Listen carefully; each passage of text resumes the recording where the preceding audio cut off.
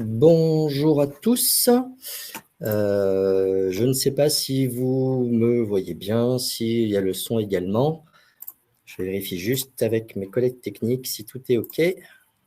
Je pense que tout doit être OK. OK, très bien, donc rebonjour. Très heureux d'être avec vous aujourd'hui, avec pour objectif d'animer un webinar intitulé « Comment un logiciel de paye peut augmenter la qualité de l'expérience collaborateur ». J'espère que tout le monde entend bien. Sinon, n'hésitez pas à l'indiquer sur le chat et que tout le monde voit bien l'écran aussi. Afin que ce webinaire soit un petit peu interactif quand même, vous pourrez poser vos questions au fur et à mesure de la présentation et j'y répondrai, ou je tenterai d'y répondre à la fin de la présentation. Vous aurez également droit d'avoir quelques petits sondages, quelques questions qui vous seront posées, 4 de mémoire. N'hésitez pas à y répondre et l'objectif, ce sera de regarder à la fin quelles sont les différentes tendances en fonction des questions posées. Je me présente très rapidement. Donc, je suis Arnaud Pidol, dans le monde du SIRH depuis un peu plus de 20 ans maintenant, du côté client, mais aussi du côté conseil et éditeur. Et depuis 4 ans et demi chez Talentia Software, donc en tant que directeur de projet, mais aussi en tant que consultant avant-vente, poste que j'occupe maintenant. Donc, je réitère, je suis très heureux d'être avec vous aujourd'hui pour aborder un sujet assez tendance en ce moment, qui est l'expérience collaborateur au sens large. Et dans le cadre de ce webinaire, l'objectif va être d'aborder cette notion avec le prisme des ressources humaines, donc pour l'ensemble des collaborateurs d'une société, mais aussi et voire surtout pour les acteurs principaux que sont les membres des directions des ressources humaines et des services de paye. Alors, l'expérience collaborateur, c'est un sujet tendance, bien sûr. Est-ce que c'est une nouveauté pour vendre plus de prestations pour certains? Bon, on ne va pas aller jusque-là. Non, c'est vraiment un réel questionnement qui est lié aux évolutions du marché du travail et surtout depuis la crise du Covid, de la Covid. Certainement avant, mais l'intérêt est croissant depuis cette crise. Et bien sûr, ça a une incidence sur les DRH et puis après, in fine, ça a un impact sur les outils et par extension chez les différents prestataires. Alors, l'objectif de ce webinaire est d'aborder certaines questions aussi et de tenter d'y répondre. Donc, dans un premier temps, un petit tour d'horizon, de quoi parle-t-on? Qu'est-ce que c'est que l'expérience collaborateur au sens large? Puis ensuite, en regroupant un petit peu, en allant un peu plus précisément sur la partie RH. Pourquoi est-ce que c'est important, cette expérience collaborateur? Quels sont les champs d'application, forcément, au niveau d'un SIRH? Que proposent nos solutions? Talentia Software, et puis à la fin, un jeu de questions-réponses. Commençons. Donc, de quoi parle-t-on? L'expérience collaborateur, c'est en fait une espèce de dérivé de l'expérience client qu'on connaît depuis de longues années maintenant dans le marketing, de l'expérience utilisateur pour le produit. Et donc maintenant, on parle d'expérience collaborateur au sens large dans le monde du management. L'objectif, c'est quoi? Les objectifs, eh bien, on va d'abord avoir pour objectif une expérience qui est motivante, qui est agréable pour le collaborateur, donc, que ce soit collaborateur RH ou collaborateur au sens large, j'y reviendrai plusieurs fois. L'objectif, c'est de faciliter le quotidien au travail. Et en fait, les 3 moments clés d'une expérience collaborateur qui suivent en fait de la première à la dernière interaction avec un employeur, eh bien, on commence par le recrutement, voire même un petit peu avant le recrutement, pendant la phase de recrutement, la prise de poste, et puis, en fait, au quotidien, dans le cadre du management, mais de la relation au sens large avec les différents collègues et l'entreprise au sens large. Et cette expérience collaborateur, elle doit être, en fait, de plus en plus n'importe où et n'importe quand. On y reviendra un peu plus dans le détail. Vous verrez sur les différentes slides que j'ai mis des sources, parce que je n'ai pas tout inventé, évidemment, et j'ai essayé d'étayer au maximum les différents propos en mettant les sources sur lesquelles j'ai cherché les informations. Et comme vous pourrez accéder à la fin à la présentation, rien ne vous empêchera d'aller voir un peu plus précisément. Ok, l'expérience collaborateur toujours, c'est quoi? Donc, quels sont les différents enjeux? On parle plus globalement d'engagement et de productivité, puisque la satisfaction au travail est un facteur clé de motivation et de performance individuelle et collective. On parle de qualité et de performance autour de cette notion d'une notion que peut-être certains connaissent déjà, qui est la notion de symétrie des attentions.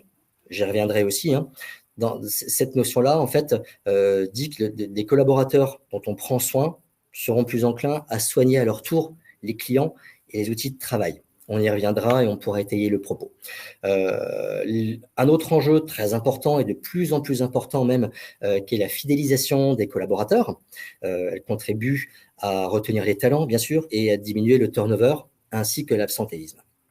Et puis, en fin de compte, au niveau des enjeux, et in fine, on va également avoir la marque employeur et l'attraction pour les nouveaux talents. Une expérience salariée positive, c'est un puissant levier de marketing RH, évidemment, et surtout à l'heure des réseaux sociaux. Il ne faut surtout pas négliger que les candidats non retenus peuvent être des clients, voire même de nouveaux collaborateurs un jour ou l'autre. Maintenant, on va recentrer un petit peu sur les directions des ressources humaines. Cette expérience collaborateur, selon le baromètre, et vous avez la source hein, juste ici, le baromètre national de l'expérience collaborateur de nos amis de Parlons RH.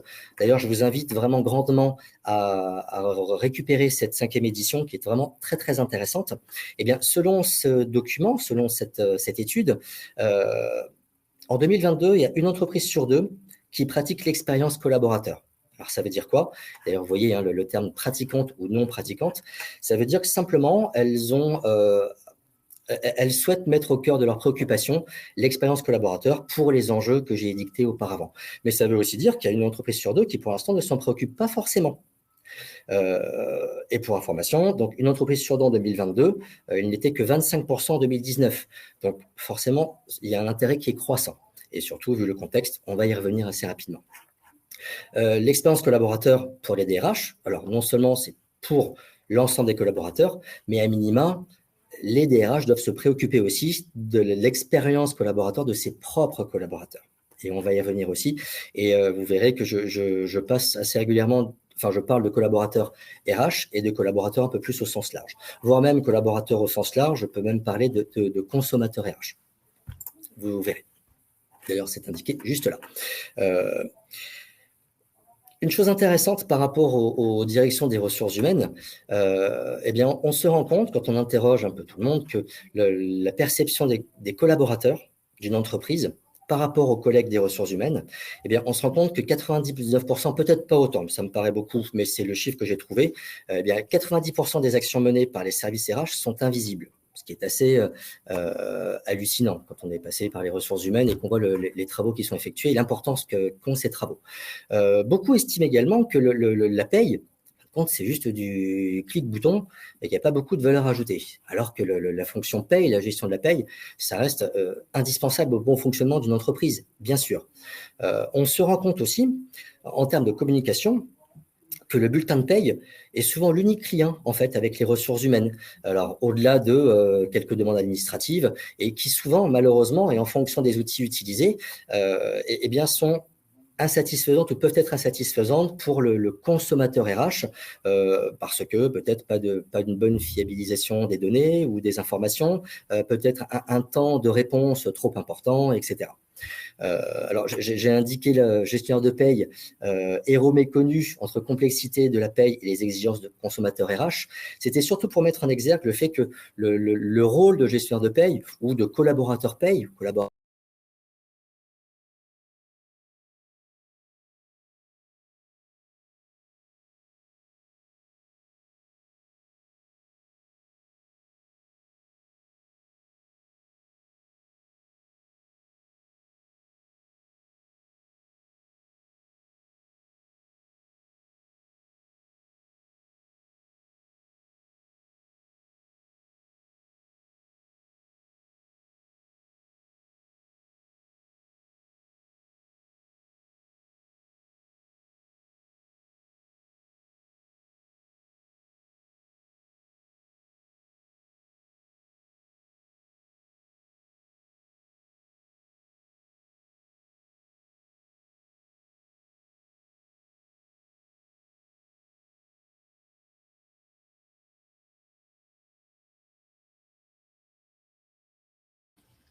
Bonjour à tous. Je pense qu'Arnaud a un petit souci de connexion dans sa... apparemment, on m'avait perdu. Ah, voilà, Ça y est, Je super. ne sais pas ce qui s'est passé. Je vous prie de m'excuser.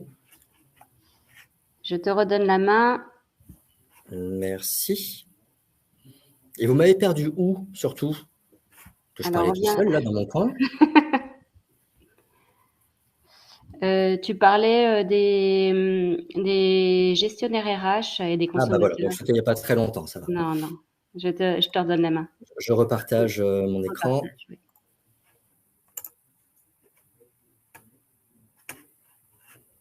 Voilà, ok. Désolé pour ce petit incident technique.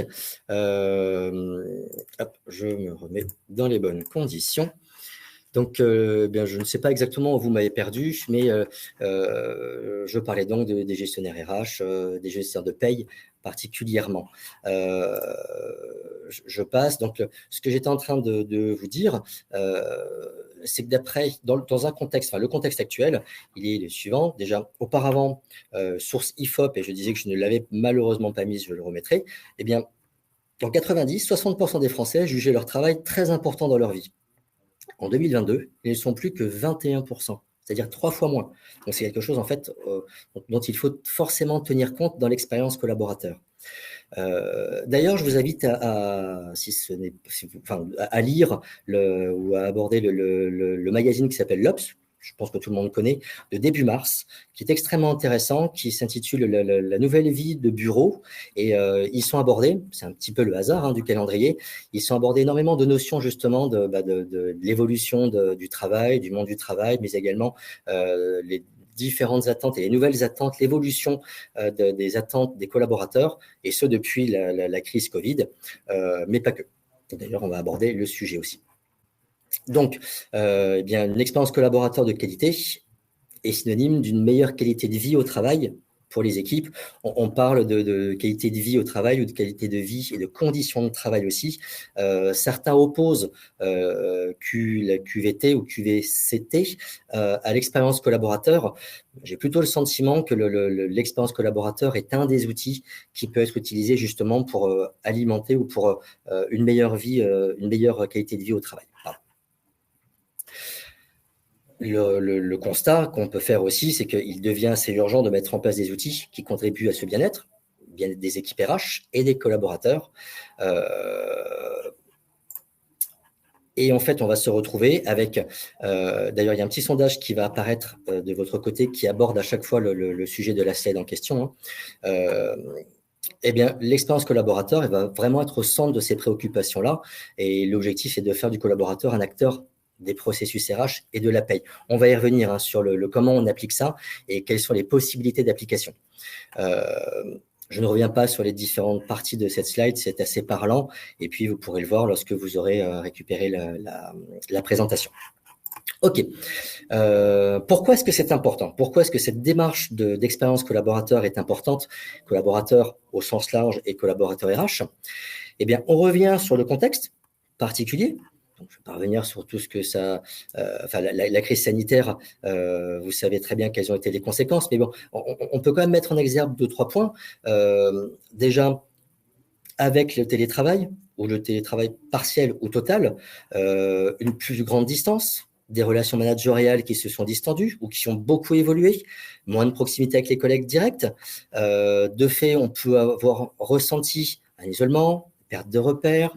Les acteurs RH, à l'époque, ont extrêmement été mobilisés. Et d'ailleurs, chose paradoxale, on parle de télétravail, la fonction RH n'était pas forcément, et surtout la fonction paye, n'était pas forcément encline à avoir du télétravail. Beaucoup de gestionnaires RH venaient travailler au bureau sans forcément pouvoir faire du télétravail. Ce n'était pas vraiment dans les coutumes des directions des ressources humaines. Et en fait, lorsqu'il y a eu cette crise sanitaire, eh bien, ce sont parmi les premiers qui ont eu droit de pouvoir télétravailler et à qui on a donné des outils de télétravail, puisque sans paye, la société était quand même, ou les sociétés étaient quand même un petit peu en difficulté. Et ça a vraiment fait évoluer les habitudes aussi et les attentes également, non seulement des acteurs RH, mais aussi des différents collaborateurs.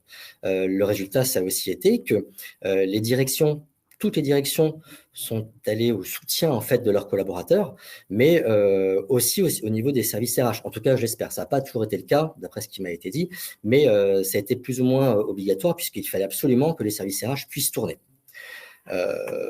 Et maintenant, en fait, eh bien, on se retrouve avec un contexte post-crise où, en plus de ça, de nouvelles générations de travailleurs, d'actifs, eh bien, sont arrivés avec des préoccupations un petit peu différentes. On parle globalement des millennials, que sont en fait des personnes, mais pas que. Je crois que la crise a beaucoup fait évoluer les choses.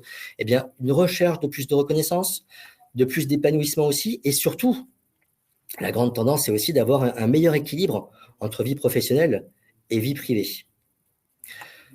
Donc, pour ça, on a à nouveau cette réponse qui est l'expérience collaborateur qui va pouvoir peut-être répondre à la plupart de ces questions, en tout cas va tendre à trouver des réponses à ces questions, mais pas que, puisque on va également avoir une expérience collaborateur qui va pouvoir accroître les performances, mais pas que.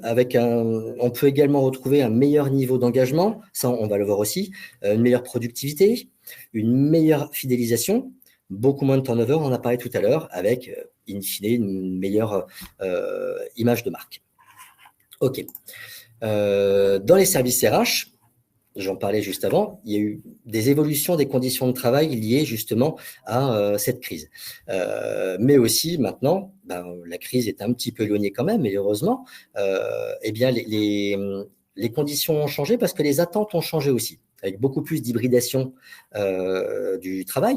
Donc, on jongle entre télétravail et travail au bureau. On peut se rendre compte aussi qu'il y a eu un changement de rôle des collaborateurs paye ou RH au sens large. Pour ça, il a bien fallu avoir des outils qui répondent un peu plus aux attentes. On va y revenir au niveau des outils. Mais qui dit des outils qui répondent plus à ces différentes attentes, dit des outils plus performants aussi. Donc, plus de performances attendues au niveau des gestionnaires de paye, des collaborateurs RH au sens large. Donc, des outils qui doivent évoluer aussi. Et puis, au niveau des services de ressources humaines, ce dont on se rend compte aussi, c'est que, eh bien, il va y avoir de plus en plus la prise en compte de cette expérience collaborateur. Dans l'édition donc l'étude faite par Parlons RH, on voit que ceux qui sont interrogés disent que les ressources humaines doivent être à 60% acteurs de cette expérience collaborateur au sens large, pas que collaborateurs RH, mais également tous les collaborateurs. On va y revenir en fonction des outils qui sont mis en place, etc. Je reviens sur cette symétrie des attentions. Vous avez compris le principe. Expérience collaborateur RH, condition en fait de l'expérience client RH. Excusez-moi. OK. Dans les services RH, les conséquences au niveau des outils, j'en parlais juste avant. On ne peut plus dire qu'un outil de paye n'est qu'une calculatrice. Alors, pour être dans la partie depuis quand même un certain temps, ça fait heureusement très longtemps qu'un outil de paye n'est plus qu'une simple calculatrice, et heureusement, mais au niveau de la visibilité et des autres collaborateurs, souvent c'est le cas. Tout le monde pense que faire une paye, c'est quand même pas si compliqué. Loin s'en faut. On voit également au niveau des services RH et du coup des outils qui sont adressés aux collaborateurs RH, une augmentation des interactions entre les gestionnaires de paye et les clients internes ou les consommateurs RH. J'y reviendrai après aussi, mais on ne peut plus dire que le collaborateur RH est tout seul dans son coin et il fait sa paye. Il y a quand même de plus en plus d'interactions avec les clients internes, et donc il faut forcément que les outils RH puissent répondre à ces nouveaux enjeux, à ces nouvelles attentes. On ne peut plus dire non plus qu'au niveau des gestionnaires de paye ou des collaborateurs RH, eh bien, le travail, c'est juste dédié à la saisie et au contrôle manuel.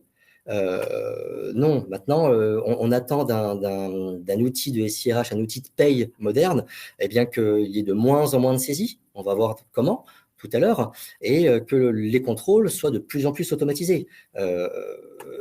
Sincèrement, en tant que professionnel des ressources humaines et surtout en tant qu'avant-vente, je rencontre beaucoup de professionnels des ressources humaines aussi et de la paye qui font encore beaucoup de contrôles manuels. On ne peut plus se permettre d'avoir des outils de paye qui oblige à faire ces contrôles manuels et oblige à avoir autant de saisies qu'auparavant.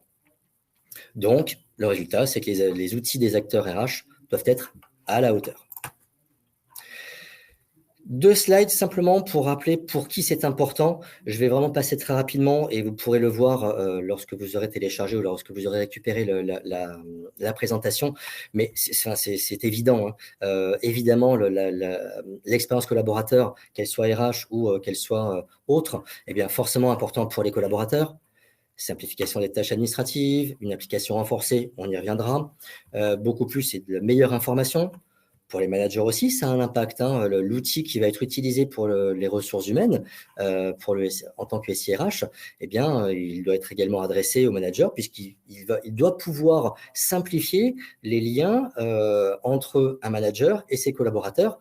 Pour différentes raisons, on y reviendra, mais essentiellement pour, par exemple, la gestion des congés, etc. On va y revenir. Les absences, la formation, etc. Et puis, un manager doit également pouvoir faire du pilotage au niveau de ses équipes. Donc, il faut que le SIRH puisse répondre particulièrement à ce point-là. Pour les services RH, je ne vais pas y revenir, c'est évident. Puis, de toute façon, on va aborder plus précisément le sujet après. Et puis, globalement, pour l'entreprise, une expérience collaborateur, forcément, on en a parlé tout à l'heure. Fidélisation, marque employeur, une meilleure productivité, accélération des processus. Et puis, mine de rien, visibilité en temps réel, c'est-à-dire pouvoir récupérer des indicateurs et pouvoir utiliser des indicateurs en temps réel et qui soient fiables, surtout.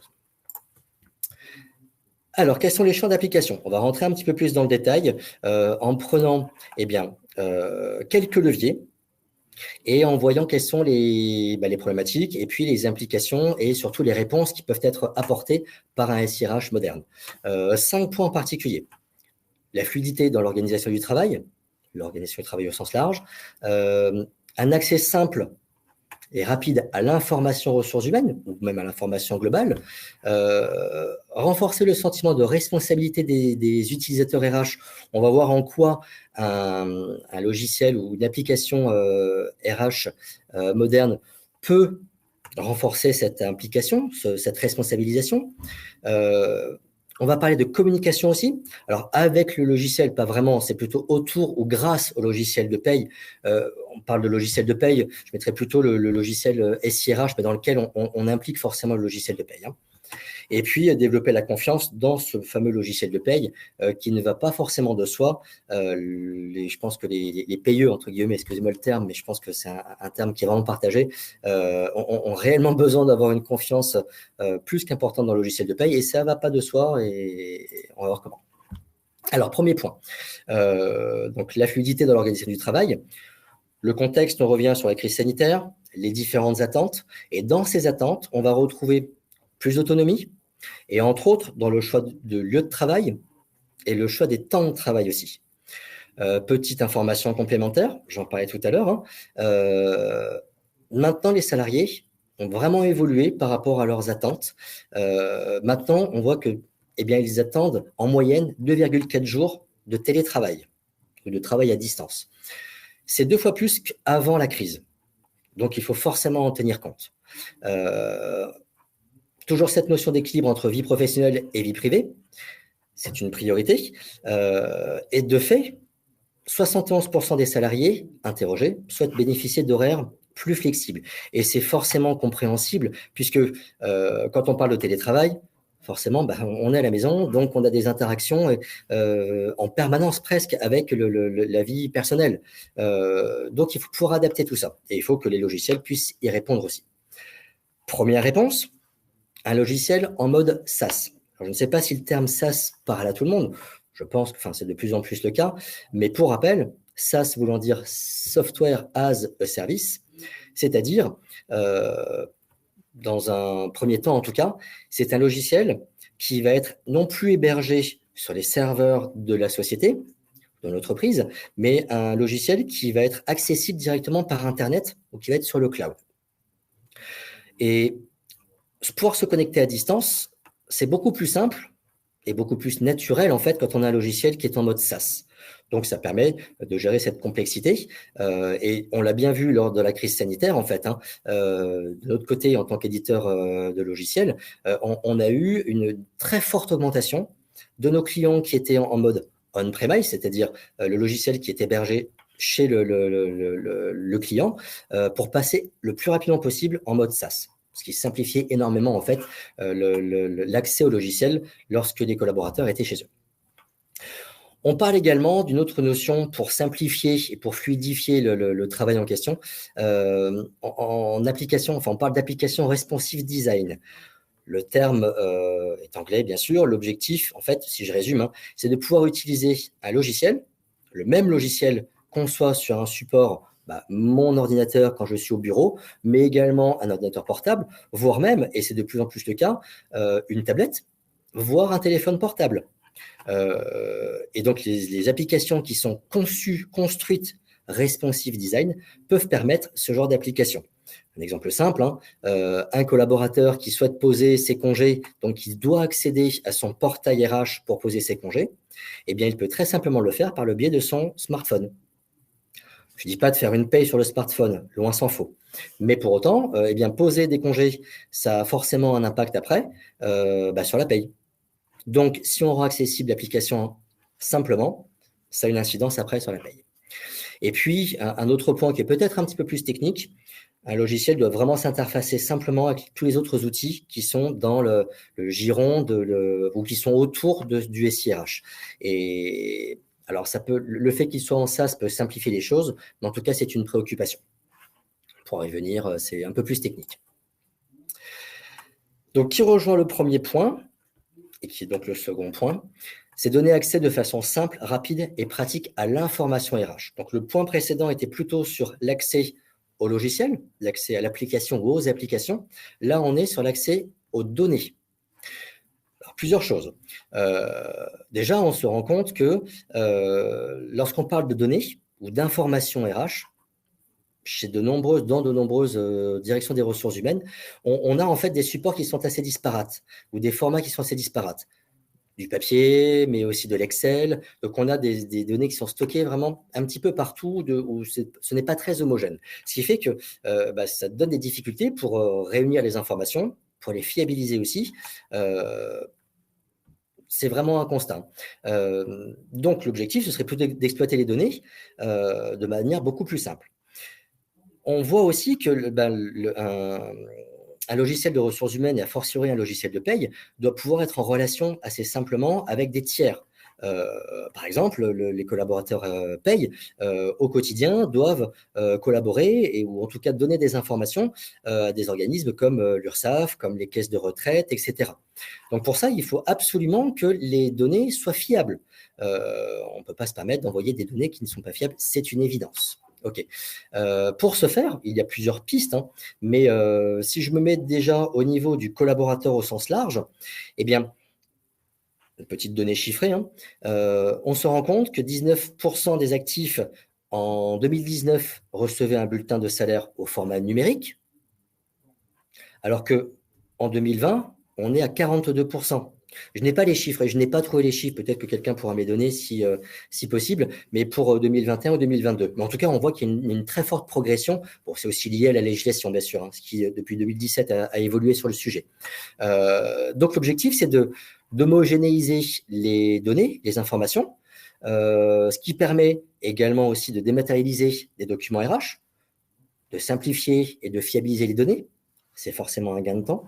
D'automatiser les relations avec les organismes tiers, mais également d'accéder à des indicateurs, des KPI, qui sont simples d'utilisation et surtout qui sont poussés, qu'on n'a pas besoin d'aller chercher forcément, mais qui peuvent être accessibles très facilement, que ce soit pour un gestionnaire de paye, mais également pour un DRH, pour un manager, etc., etc.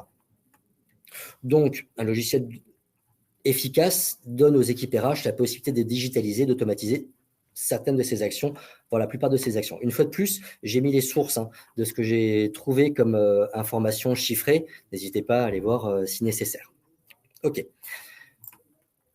Troisième point, renforcer le sentiment de responsabilité des utilisateurs RH ou des utilisateurs au sens large. On se rend compte que la gestion administrative est assez chronophage, et surtout si on rejoint le point précédent où on peut avoir des informations qui sont assez disparates et qu'on a du mal en fait à consolider, ça peut paraître complexe aussi. Et du coup, ça engendre une perte de temps, voire de l'insatisfaction aussi.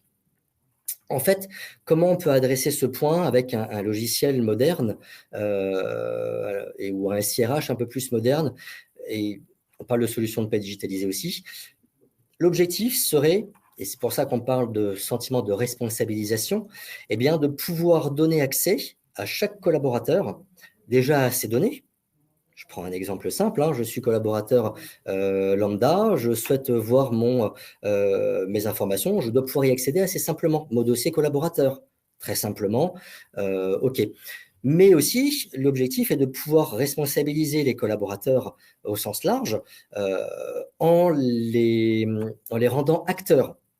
On a cette possibilité-là sur les logiciels modernes. Je prends un exemple simple. Eh bien, un collaborateur souhaite modifier des informations. Il a changé d'adresse récemment. Et il doit forcément donner cette information aux ressources humaines. Il peut envoyer un mail, il peut aller voir ses collègues des ressources humaines et prendre un café, pourquoi pas. Très bien, c'est très sympa aussi. Mais il peut aussi, en fait, par le biais d'un processus, en accédant en fait au portail RH, eh bien, faire cette demande-là. Mais cette demande, c'est pas juste une demande, c'est que c'est lui qui va renseigner les informations. Donc, implicitement, ça va le responsabiliser aussi, parce qu'il sera obligé de donner ces informations avec un bon format. Forcément, DSN oblige ou autre, on a besoin d'avoir des bons formats. Et il doit respecter toutes les règles. Et puis, in fine, le collaborateur RH, lui, c'est plus lui qui va saisir. Par contre, lui, il aura un rôle de validation. L'objectif étant de donner plus d'autonomie, mais aussi ça va accroître la satisfaction, non seulement des collaborateurs RH, parce qu'ils n'auront pas cette tâche un petit peu rébarbative de saisie et sans valeur ajoutée réelle. Et puis, mais le collaborateur pourra également être acteur et donc être responsabilisé. Donc, je reviens sur les différents points, sentiment d'indépendance des collaborateurs, et forcément, ça contribue à la responsabilisation.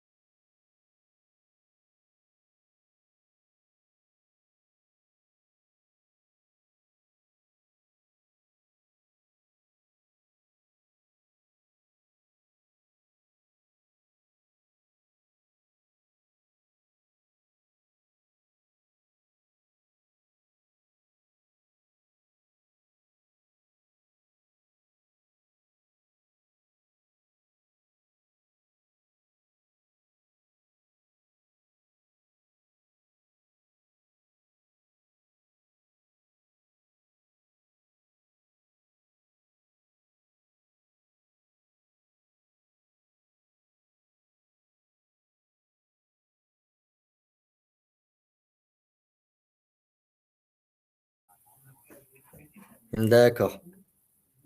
Décidément, comment ça se fait qu'on ait autant de problèmes? Je pense que je suis de retour. Désolé, on a encore eu une coupure. Et on me dit qu'il faut que j'accélère du coup. OK. Désolé, du coup, je ne sais pas exactement où je vous ai perdu, où vous m'avez perdu. Je vais donc accélérer un petit peu. Cette slide pour présenter en fait le mode de communication qu'on peut mettre en place. Il faut que tu repartages ta présentation. Décidément. Et tu venais juste de passer à la slide suivante quand on t'a perdu. Est-ce que vous voyez? C'est bon? Et je venais de passer à cette slide normalement autour de la communication. J'espère que c'est le cas. Je ne vois pas ta slide. Repartage. Décidément. Pourtant, j'ai bien le partage qui est indiqué sur le site Webikeo. Non, ça ne passe pas chez nous. Donc, j'arrête le partage et je recommence. Oui, recommence, vas-y.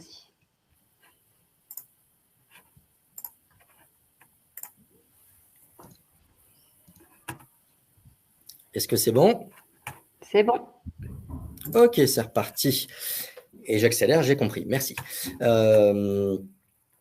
Donc, je parlais de communication autour du logiciel RH et en donnant un exemple. En fait, l'objectif est plutôt que les équipes RH soient plus proactives que réactives. Donc, en fait, eh bien, plutôt que d'avoir un collaborateur RH qui va simplement traiter, je donne un exemple, hein, un congé de maternité pour répondre à une collègue qui est enceinte. Il ne s'agit pas uniquement de lui dire la période légale, mais ça va aussi être de la renseigner sur ses droits, sur sa rémunération, sur les démarches avec les organismes tiers, etc., etc.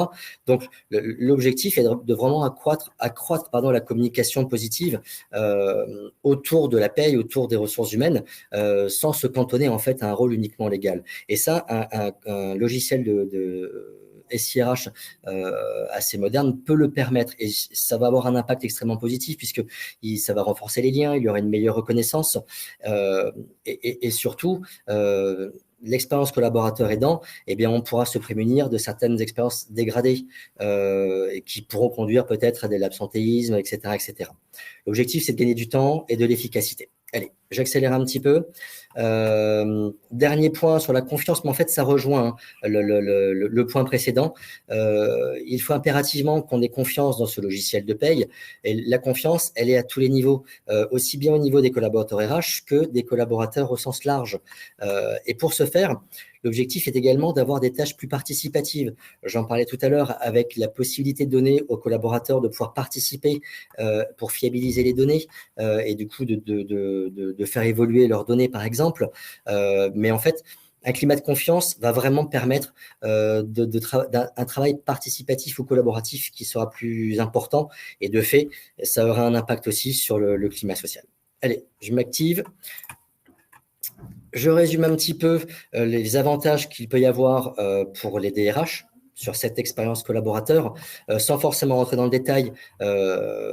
Mais si je résume, forcément, on va avoir un gain de temps et on va pouvoir optimiser tous les process RH avec une meilleure expérience collaborateur liée à un logiciel de paye ou de ressources humaines moderne et digitalisé.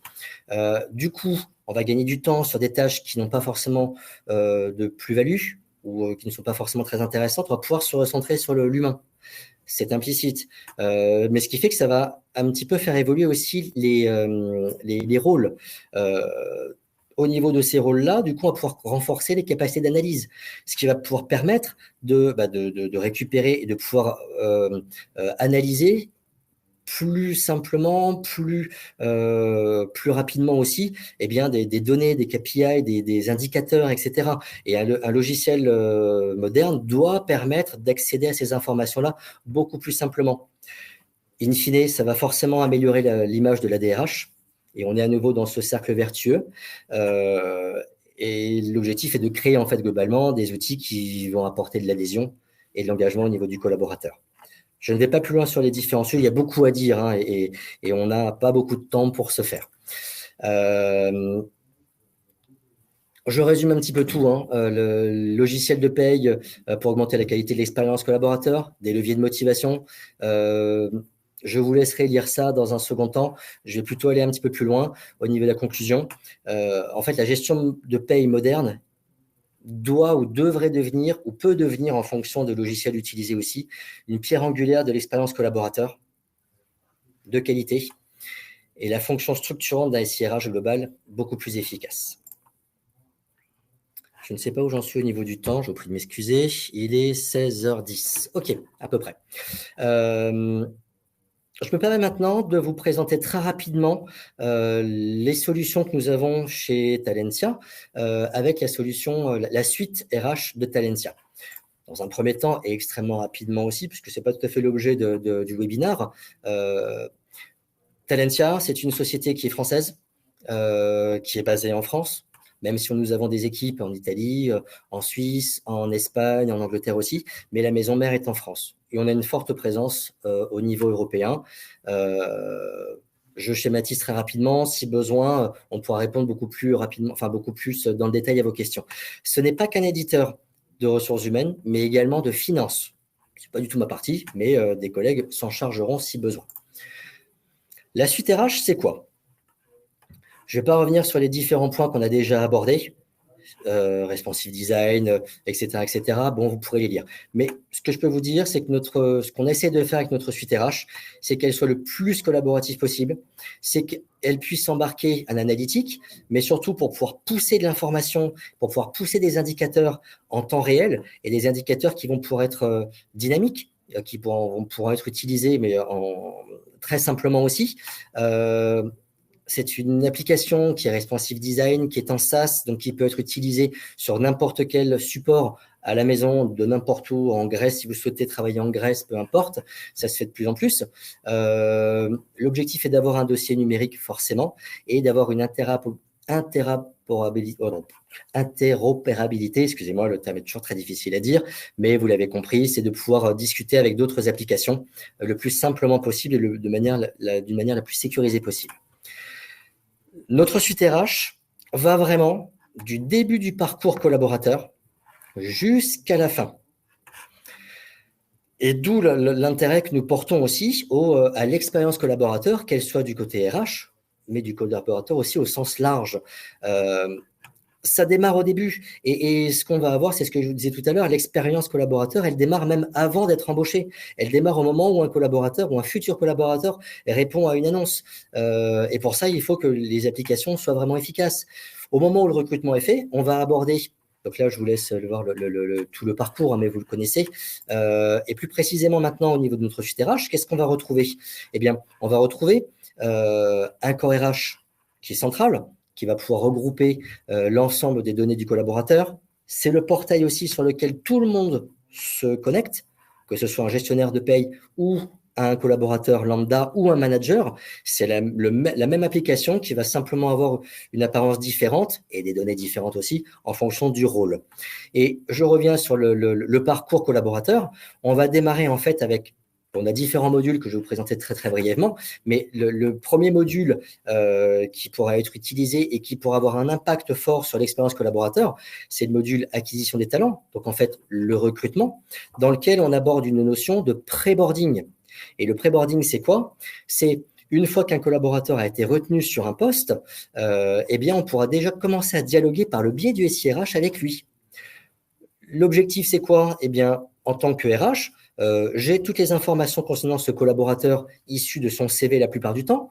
Ces informations-là, forcément, elles sont directement dans l'application. Donc, je peux les retrouver au niveau de la gestion administrative. Donc, je peux les récupérer. Mais un CV, c'est pas suffisant pour créer entièrement un dossier collaborateur. Eh bien, ce qui va manquer comme information, on pourra les demander directement au futur collaborateur en lui demandant d'interagir directement. Comment ça va se passer? Je vais simplement lui envoyer un mail dans lequel il va recevoir un lien. Ce lien va lui donner accès au portail, un accès restreint bien sûr et sécurisé, un accès qui ne va pas durer non plus, hein, on pourra mettre un time-out. Et grâce à cet accès, eh bien, c'est lui-même qui va pouvoir déjà commencer à saisir les informations manquantes de son dossier collaborateur.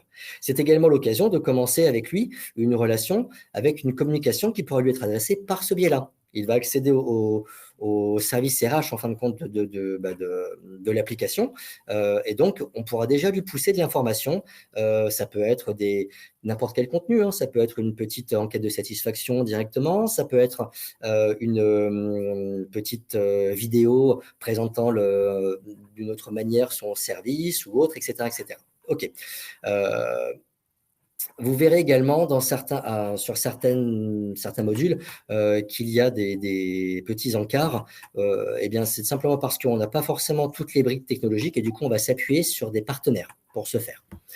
Je vais passer rapidement sur les différents autres modules. Donc, module de formation qu'on gère forcément de A à Z, hein, puisqu'on peut adresser un service formation sur l'ensemble de ses préoccupations. Le budget, le plan de formation, etc. Un module qui va gérer les performances avec la gestion des compétences, des évaluations, gestion des objectifs. Un module qui va se préoccuper plus particulièrement des talents, des carrières, avec la possibilité de gérer également les successions. Succession, c'est quoi? C'est bien simplement en utilisant les informations dans le logiciel, je peux voir qui peut remplacer un collaborateur qui est sur le départ. J'ai simplement à regarder dans ce module-là, et puis je peux voir très simplement quels sont les autres collaborateurs qui remplissent les différents besoins en termes de talent ou de compétences sur le poste en question. Module de rémunération pour la révision salariale, des modules qui concernent en fait en embarqué des tableaux de bord et également un module pour faire du requêtage.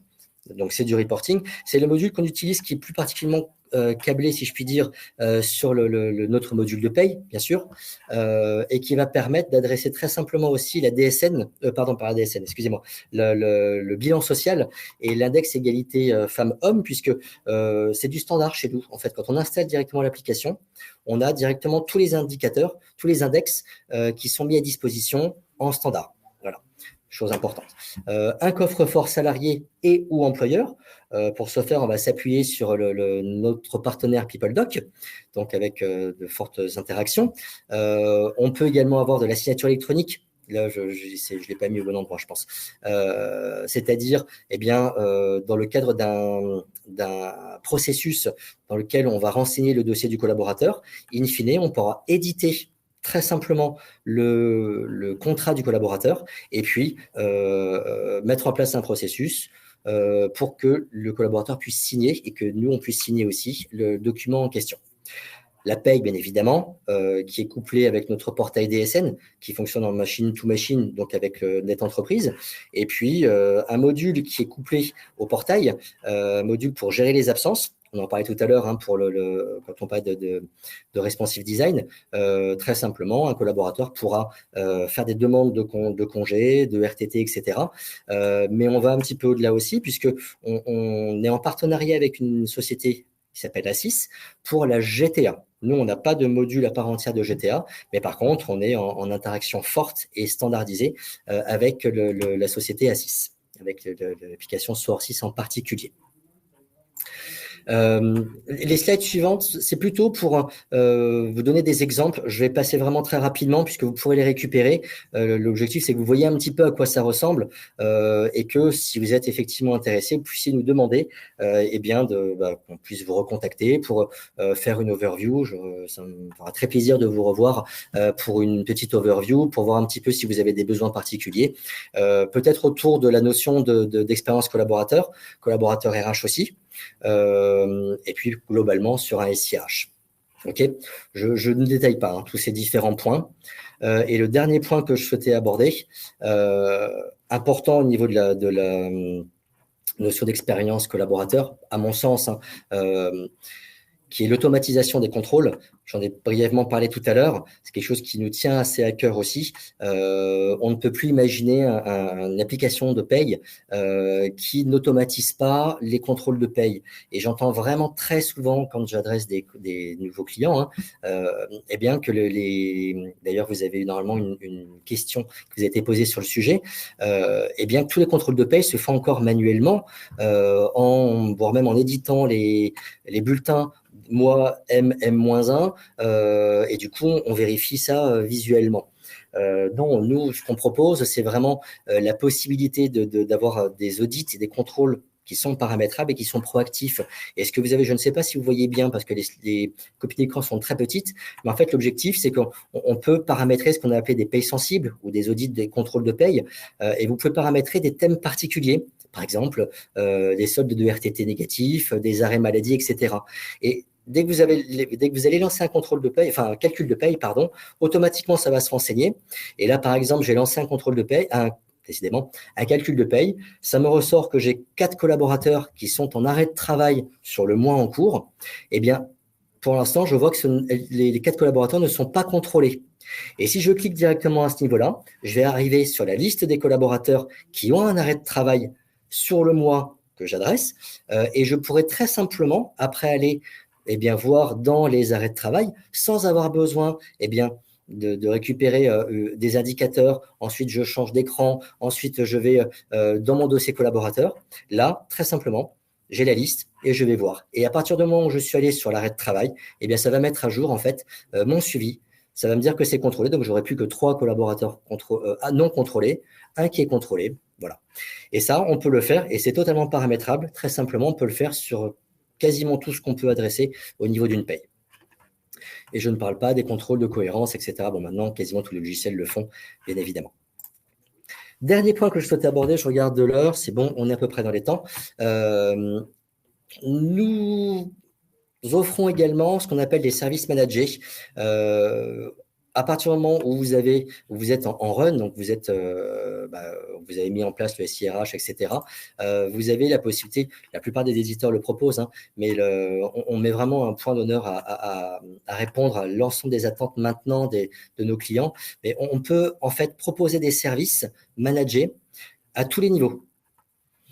On peut proposer des choses assez light, simplement avec un business leader, donc qui est vraiment le responsable de la relation client. Donc, vous avez un interlocuteur unique lorsque vous êtes client, en service client, qui lui-même s'appuie sur des équipes qui vous connaissent parce qu'ils n'ont pas 36 000 clients aussi.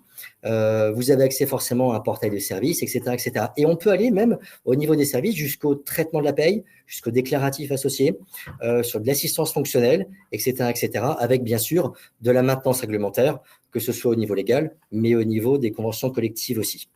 Et tout ça, en fait, est bien packagé et ça vous permet d'avoir un budget de fonctionnement qui est vraiment beaucoup mieux maîtrisé que si vous avez simplement, vous créez un ticket sur le portail de votre SIRH, enfin de votre éditeur de SIRH, et puis vous attendez que le ticket soit traité, même s'il est urgent, même s'il y a des SLA, donc en gros des délais qui sont contractualisés. Là, l'intérêt, c'est que vous avez vraiment un business leader qui va tout de suite réceptionner les informations, qui, si besoin, pourra vous appeler et surtout que vous pourrez appeler aussi, que vous pouvez contacter directement, que ce soit par mail ou au téléphone. Ce qui est souvent un problème chez de nombreux éditeurs où au niveau du service client, ça coince un petit peu. Je sais parce que je suis passé chez différents éditeurs, c'est le bas qui blesse, oui. Un projet SIRH, ça dure un temps qui est vraiment très défini, qui se place plus ou moins bien, très bien. Mais c'est 6 mois, 8 mois, 9 mois, 1 an. C'est très court. Par contre, ce qui est beaucoup plus long, c'est la relation. Après, on ne va pas utiliser un logiciel pendant 6 mois, 1 an. C'est 3 ans, 4 ans, 10 ans. Donc, on a vraiment intérêt à ce que la relation avec l'éditeur se passe le mieux possible. Et ce sont des services qu'on offre depuis assez peu de temps, en fin de compte, 2-3 ans. Donc, en fait, on est vraiment à l'écoute et on souhaite vraiment adresser et répondre aux attentes de nos clients maintenant. Voilà, j'ai fait le tour de ce que je voulais aborder avec vous aujourd'hui. Je regarde maintenant ce qu'il y a comme question. Charlotte C. Quel bon logiciel SIRH pouvez-vous nous conseiller? Je suis un petit peu jugé parti là, forcément, puisque je travaille pour Talentia Software. Moi, ce que je vous conseille forcément, là, je prends une autre casquette, puisque j'ai été aussi de votre côté en tant que responsable SIRH dans différentes structures. Faites la tournée des popotes, si je puis dire, demandez des démonstrations, commencez par demander une overview, discuter un petit peu avec des commerciaux, mais demandez surtout très rapidement, au-delà du commercial, demandez à pouvoir discuter avec des avant-ventes qui sont plus des experts fonctionnels, pour discuter de vos préoccupations, de ce que vous attendez d'un nouveau logiciel, et puis ils pourront déjà répondre le plus simplement possible. Est-ce que ce que propose l'éditeur répond à vos attentes? Et puis, faire une petite démonstration, ce qu'on appelle une overview, c'est pas forcément une démo qui va durer 3 heures, mais c'est déjà en une demi-heure, 1 heure maximum, avec des échanges, des questions-réponses, vous pourrez déjà voir visuellement ce que ça donne, si vous êtes intéressé, et puis si ça peut répondre à vos questions. Votre logiciel est-il compatible avec un autre logiciel de paye? En fait, quand je vous ai montré, je peux revenir très rapidement sur une slide importante ici, nous avons en fait un corps RH qui peut fonctionner de manière autonome, mais que nous fonctionnons en fait quand on nous demande d'installer un nouveau logiciel de paye, on installe le corps RH qui va avec. Parce que c'est devenu, en fait, là qu'on centralise l'ensemble des informations et c'est là qu'on va gérer la gestion administrative, en fait. Toute la gestion administrative va se passer au niveau de ce portail. Donc, la réponse est oui, on peut tout à fait interfacer de manière assez simple le Core RH qui va regrouper l'ensemble des informations avec un autre logiciel de paye, avec deux optiques. Celle qu'on préconise le plus, c'est d'avoir un Core RH qui va être maître sur le logiciel de paye. Donc, ça veut dire quoi? Ça veut dire qu'on va saisir les données dans le Core RH, donc dans le dossier collaborateur qui lui-même est partagé, et on pourra après faire redescendre ces informations au niveau de n'importe quel logiciel de paye. L'autre option, c'est d'avoir un logiciel de paye qui va également gérer la partie gestion administrative et de mettre en slave ou en esclave le Core RH. C'est pas tout à fait ce qu'on préconise le plus, mais après, ça peut répondre à certaines attentes. Et là, je vais un petit peu plus loin. Si par exemple, vous avez un logiciel de paye, que vous en êtes content, vous n'avez pas l'intention d'en changer, mais que vous avez pour objectif plutôt d'aller sur des domaines de formation, d'acquisition des talents, de gestion des compétences, etc. Nous, on va avoir en fait tous ces modules qui sont couplés ou qui sont même en fait intégrés au Core RH et on pourra tout à fait interfacer le logiciel de paye avec le Core RH et pour vous permettre d'utiliser les différents modules. Est-il possible d'avoir juste la solution RH, gestion des variables, mais sans utiliser votre logiciel de paye? Donc, c'est la même question à laquelle je réponds. Vous avez vu qu'on a un module qui s'appelle rémunération pour les révisions salariales. Eh bien, ce module-là peut tout à fait être utilisé aussi avec un autre logiciel, sachant qu'après, on parle d'interfaçage d'API pour faire discuter en fait les deux logiciels. Et je crois qu'on n'a que ça comme question. Est-ce qu'il y en a d'autres? Je regarde maintenant le sondage qui va être intéressant. Votre contrôle GA-Pay sont-ils automatisés? Une réponse 100%. Très bien, tant mieux. Avez-vous l'intention de faire évoluer votre SIRH prochainement? Il y a deux réponses, 67%. On est à votre écoute. Si vous avez besoin qu'on puisse discuter de vos souhaits, de changements. Comme je le disais, évidemment, je fais partie de Talentia Software, mais la réponse, c'est faites la tournée des popotes, sollicitez le plus d'acteurs possible pour que vous puissiez vous faire pour que vous puissiez avoir la meilleure vision de l'état du marché, de l'état de ce qu'on peut proposer. Voilà. Et que vous puissiez après faire votre choix intelligemment. Constatez-vous des évolutions au niveau des attentes de vos nouveaux collaborateurs? On revient et on reboucle sur l'expérience collaborateur. 3 réponses à 75%. 75%, oui. L'inverse aurait été quand même surprenant parce que tous les prospects qu'on adresse, voire même tous nos clients, c'est ce qu'ils nous répondent. Les choses ont vraiment changé et c'est aussi pour ça que nous, on essaye d'adapter notre logiciel, d'adapter l'utilisation de ce logiciel pour qu'il puisse vraiment répondre aux différentes attentes qui sont plutôt nouvelles. Non seulement le télétravail, bien sûr, mais aussi plus d'informations, une information de meilleure qualité, mais aussi un changement de rôle au niveau des gestionnaires RH, des gestionnaires de paye. Et tout ça, il faut que ça puisse être adressé, que ça puisse être pris en charge par des outils modernes et simples également. Et puis, dernier point, avez-vous mis en œuvre une démarche autour de l'expérience collaborateur dans votre entreprise? 40% oui, 60% non. Très intéressant. Comme je vous disais, on est à peu près autour de 50% sur ce que j'ai pu lire, mais c'est déjà pas mal, 40%. De toute façon, entre nous, je pense que vous serez obligé forcément à un moment ou à un autre de vous en préoccuper. Il en va de, j'allais dire, votre survie sans tomber dans le dramatique. Mais les nouvelles générations ont vraiment des attentes particulières qui doivent être autour de cette expérience collaborateur. Et le SIRH peut vraiment répondre à toutes ces attentes, une partie des attentes, pas toutes, et on garde encore un facteur humain et heureusement. Et je pense que c'est tout. Je ne sais pas s'il y a d'autres questions. Merci pour vos réponses. Ok. Je pense qu'on a fait le tour. Il est 16h28. On est dans les temps. J'espère que ça vous a intéressé. Vraiment, l'objectif, c'était pas forcément de répondre à toutes les questions, mais plutôt d'ouvrir le débat et puis de remettre un petit peu l'église au centre du village. Les ressources humaines sont importantes, elles ont un rôle à jouer dans l'expérience collaborateur et forcément, il faut que ces ressources humaines et les collaborateurs payent bien sûr, et les outils adéquats et qui répondent vraiment aux enjeux actuels. Merci beaucoup de votre attention. J'espère à bientôt et j'espère que vous avez apprécié cette présentation. Au revoir.